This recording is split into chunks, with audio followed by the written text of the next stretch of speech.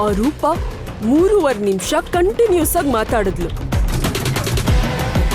ಮಾತ್ ಕೇಳಿದ್ಮೇಲೆ ಕೋಪದಲ್ಲಿದ್ದ ಅಶೋಕ್ ಗೊಂದಲಕ್ಕೊಳಗಾಗಿದ್ದಾನೆ.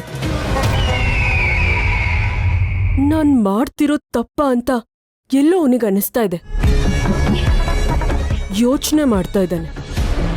ಯಾವತ್ತೂ ಒಳ್ಳೆಯವ್ರನ್ನ ಯೋಚನೆ ಮಾಡೋದಕ್ಕೆ ಬಿಡಬಾರ್ದು. ತಪ್ಪಿನ ಅರಿವಾದಾಗ ಅವ್ರು ಯಾವತ್ತೂ ಕ್ಷಮೆ ಕೇಳೋದಿಲ್ಲ. ಅವ್ರ ತಪ್ಪು ಅವ್ರಿಗೆ ಅರಿವಾದ್ರೆ ಕ್ಷಮೆ ಕೇಳೋದಕ್ಕೆ ಹಿಂದೆಟಾಕ್ತಾರೆ.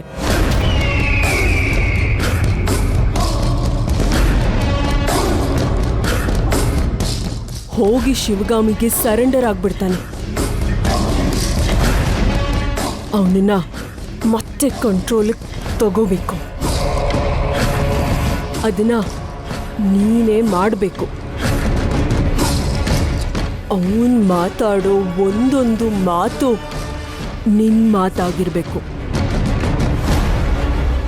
ಅವನನ್ನ ಕಂಟ್ರೋಲಿಗೆ ತಗೊಂಡು